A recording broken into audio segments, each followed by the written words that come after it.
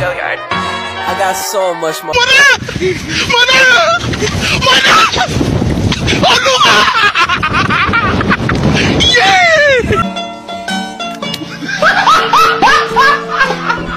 Are you ready, kids? Aye, aye, Captain! I can't hear you! Aye, aye, Captain! Oh!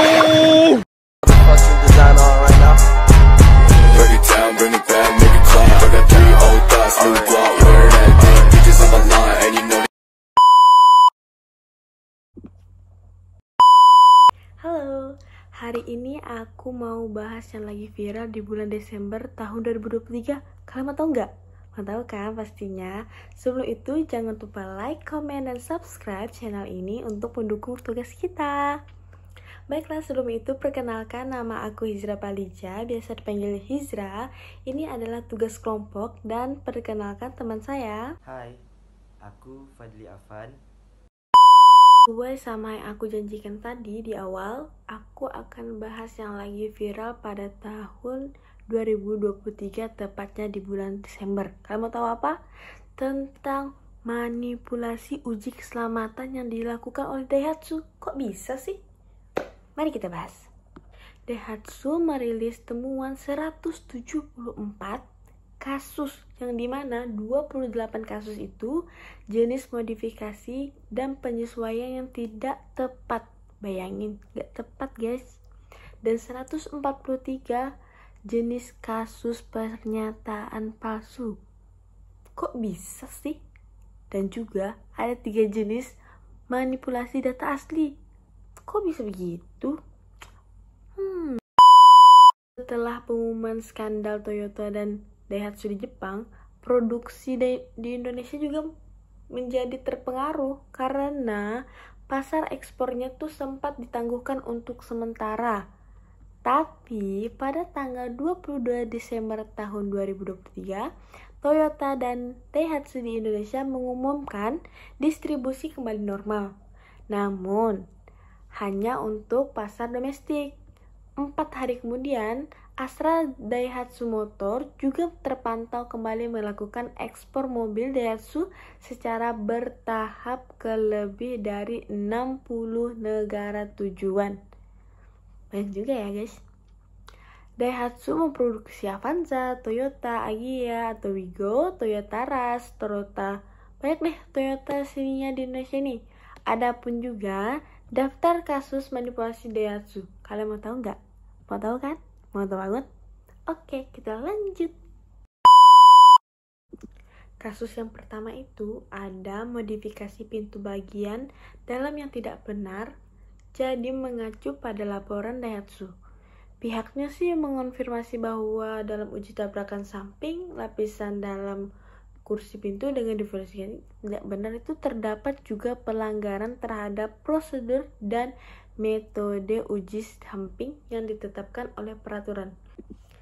Setelah hasil dari pengujian, model kendaraan Yaris ini dengan tanggal produksi tahun 2022, negara yang diproduksi itu ada Thailand dan Malaysia. Unit yang terjual sebanyak 76.289. Banyak-banyak guys. Dan pada produksi Asia tanggal Februari tahun 2023 dengan negara Thailand dan Malaysia, unit yang terjual sebanyak 11.834. Dan yang kedua, kasus tes tabrak samping tidak sesuai peraturan pada Juli tahun 2021. Daihatsu melakukan tes tabrak yang tidak sesuai dengan peraturan. Kok bisa sih? Dalam proses sertifikasi pada uji tabrakan sisi tiang, Daihatsu itu perlu melakukan pengujian di sisi kanan dan kiri dan menyerahkan data pengujian. Namun, pada sisi kursi belakang atau penumpang kiri diuji di hadapan para saksi, sementara sisi kursi pengemudi kanan itu tidak diuji. Jadi kan gak balance sehingga terjadinya kasus-kasus terhadap tes tabrak samping. Baiklah, penjelasan selanjutnya akan disampaikan oleh teman saya. Yang ketiga ketiga yaitu jenis modifikasi airbag dan penyesuaian yang tidak tepat. Benturan pada saat tabrakan seharusnya terdeteksi oleh sensor dan airbag samping, serta airbag pelindung tirai harus diaktifkan oleh airbag ECU 3. Dalam uji sertifikasi, uji tabrakan samping, namun karena airbag ECU belum dikembangkan pada saat uji pemberitahuan, orang yang bertanggung jawab atas melakukan tes di Departemen Kinerja Keselamatan menyiapkan formulir permintaan tes meminta agar aktivasi pada saat tabrakan harus diaktifkan oleh pengatur waktu. Adapun beberapa model mobil yang terdampak adalah Daihatsu Move habis itu Subaru Stella, Daihatsu Kaz, Toyota Pixis Joy, Daihatsu Kaz, dan Toyota Pixis Joy. Yang keempat yaitu pernyataan hasil tes yang salah pada uji bantuan belakang sandaran kepala. Peraturan yang mengharuskan orang yang bertanggung jawab untuk menyiapkan laporan pengujian di Departemen Kinerja Keselamatan untuk menjelaskan hasil tes sisi kursi pengemudi yang dipilih dalam pernyataan alasan pemilihan. Namun pada saat itu orang yang bertanggung jawab menyiapkan laporan pengujian mengajukan permohonan sertifikasi dengan angka yang salah dan menjelaskan dalam laporan pengujian hasil sisi kursi penumpang sebagai hasil dari sisi kursi pengemudi. Yang kelima yaitu pemalsuan kecepatan uji meskipun dalam uji perlindungan kepala dan pejalan kaki. Kecepatan tabrakan yang sebenarnya melebihi batas atas kisaran standar yang ditentukan oleh peraturan dan pengujian hasil dalam kondisi yang relevan dapat dianggap sebagai lulus tes. Hasil orang yang bertanggung jawab untuk melakukan tes di Departemen Kinerja Keselamatan mempertimbangkan bahwa semakin tinggi kecepatan tabrakan, semakin tidak menguntungkan dalam pengujian, dan bahwa tidak ada masalah dengan keselamatan selama lulus tes di bawah yang ditentukan dalam peraturan. Yang keenam yaitu pernyataan palsu tentang tekanan udara ban pada penguji speedometer. Peraturan masyarakat bahwa pengujian harus dilakukan pada ban tekanan udara yang sama dengan nilai yang ditentukan dalam tabel spesifikasi ditambah 20 kPa. Meskipun laporan pengujian internal tidak menyatakan tekanan udara ban sama dengan yang ditentukan nilai ditambah 20 kPa. Orang yang bertanggung jawab untuk menyiapkan laporan pengujian di regulasi dan sertifikasi tidak memiliki cukup untuk melakukan pengujian ulang karena jadwal pengembangan dan berdasarkan hasil pengujian sebelumnya. Yang ketujuh yaitu penggantian data percepatan kepala kursi penumpang terlepas dari hasil tes yang disaksikan. Orang yang bertanggung jawab untuk melakukan pengujian menyiapkan data pengganti terlebih dahulu dan melakukan penyimpangan prosedur di atas untuk memastikan bahwa model tersebut dapat lulus tes sertifikasi. Pada jawaban nomor 2, di sini saya akan menjawab bahwa pilihan untuk menstandarisasi maupun customizing karena ini merupakan pilihan perusahaan karena memiliki kelebihan dan kekurangan masing-masing. Standarisasi memiliki kelebihan di penghematan biaya, baik biaya pemasaran maupun biaya R&D. Sedangkan kustomisasi memiliki kelebihan dalam penerimaan karena menyesuaikan dengan perbedaan legal, perilaku dan perbedaan kegunaan antar negara. Dalam mempertimbangkan apakah suatu perusahaan akan memilih untuk menstandarkan atau menyesuaikan produk, perusahaan tersebut pasti memiliki beberapa faktor yang menjadi pertimbangan. Yang pertama, kekuatan legal. Negara dengan peraturan yang membatasi level alkohol pada minuman, maka suatu perusahaan bir harus mematuhi atau ketika akan memasarkan produknya di negara lain. Yang kedua, pengaruh kultural. Mempengaruhi perusahaan dalam melakukan pengemasan produknya, membuat inovasi dengan produk tersebut. Misalnya, McDonald di Asia Tenggara menambahkan nasi sebagai menu tambahan. Yang ketiga, faktor ekonomi. Perusahaan sampo lebih memilih untuk menambah pasokan produknya dalam bentuk saset karena lebih terjangkau harganya. Yang keempat yaitu merek produk. Misalnya Coca-Cola yang menamakan produknya dengan Diet Coke saat dijual di Amerika Utara, sedangkan mereka memberi nama produknya Coca-Cola Light saat dijual di negara lain. Setelah pembuatan produk, maka langkah selanjutnya adalah memberikan nilai atau harga atau pricing. Pada prinsipnya, suatu perusahaan pasti memiliki salah satu sistem dari 3 sistem pemberian harga, yaitu standar price policy. Harga suatu barang akan sama sekalipun dijual di negara lain. Yang kedua, two-tier pricing. Menetapkan harga produk jika dipasarkan secara domestik dan harga produk jika dipasarkan di negara lain. Yang ketiga, market pricing. Berdasarkan pasar di masing-masing tempat dengan tujuan untuk mencapai keuntungan sebanyak-banyaknya. Langkah selanjutnya adalah melakukan promosi. Bauran promosi yang disebut promotion mix. Iklan, penjualan, personal, promosi penjualan, dan hubungan masyarakat. Dalam periklanan, terdapat 3 faktor, yaitu pesan, sesuatu yang ingin disampaikan oleh pengiklan kepada konsumennya. Yang kedua, media, sarana komunikasi produsen untuk menyampaikan pesan berupa media cetak, elektronik, audio, visual maupun audiovisual. Penggunaan media iklan ini juga dipengaruhi oleh kemampuan perekonomian suatu negara. Misalnya saja di negara maju, iklan-iklan banyak dipasang di internet dan videotron. Selain itu, parameter iklan juga harus jelas. Apakah iklan itu akan digunakan secara global atau parsial setiap negara.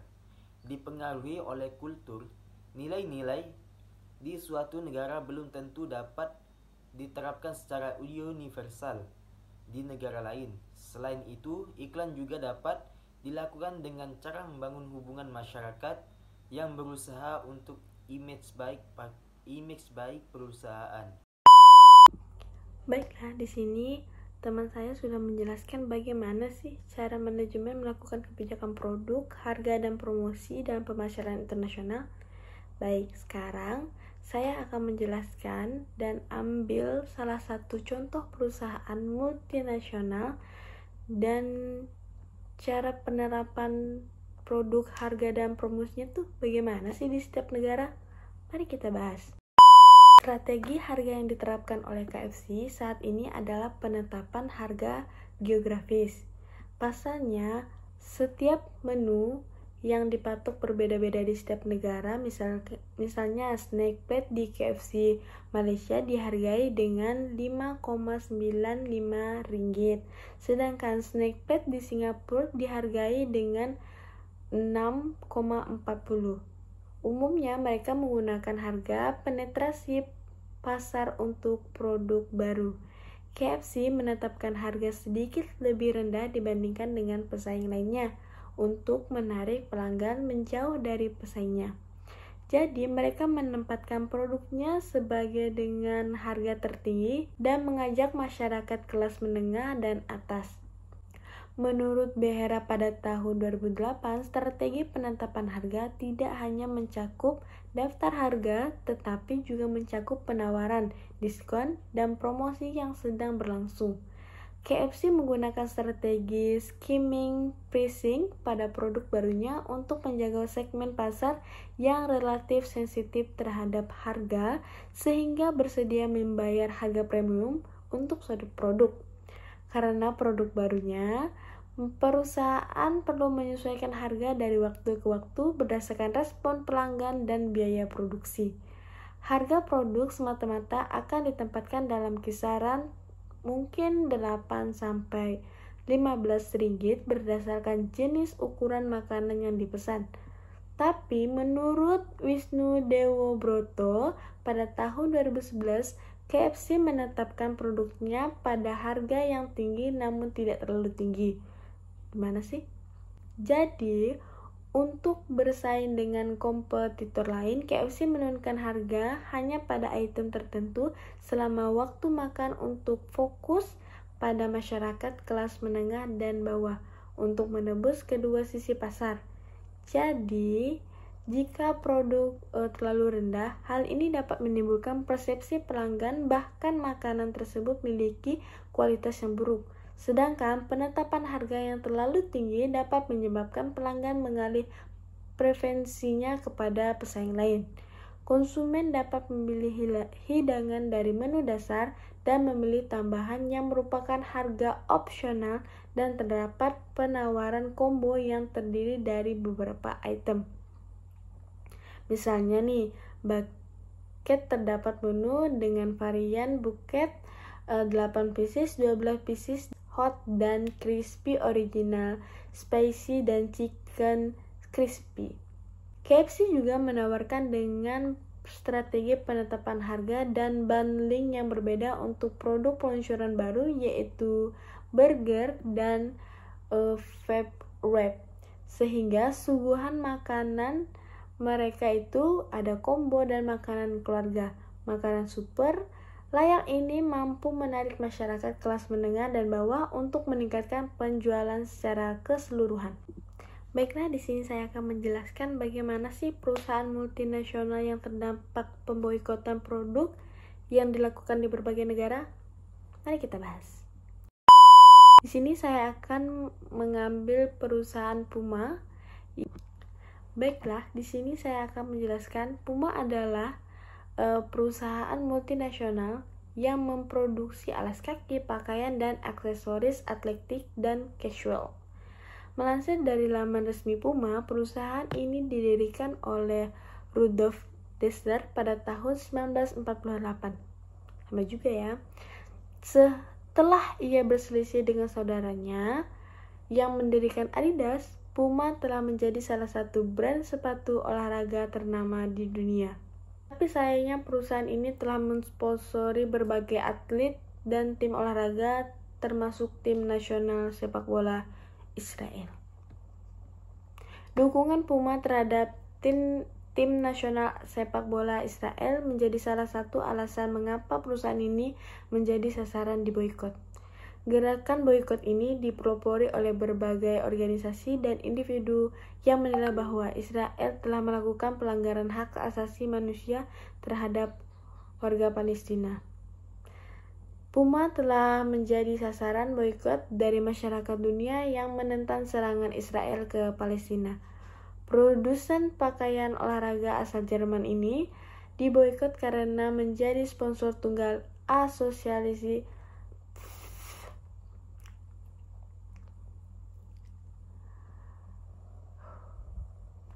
Puma menjadi produsen pakaian olahraga asal Jerman yang diboikot karena menjadi sponsor tunggal IFA, yaitu Asosiasi Sepak Bola Israel baru-baru ini. Puma dilaporkan akan segera mengakhiri sponsornya dengan tim nasional Israel mulai tahun 2024 mendatang. Cuman kita nggak tahu tepatnya kapan. Namun perusahaan tersebut menyebut keputusan ini sudah dibuat bahkan sebelum perang pecah pada tanggal 7 Oktober lalu.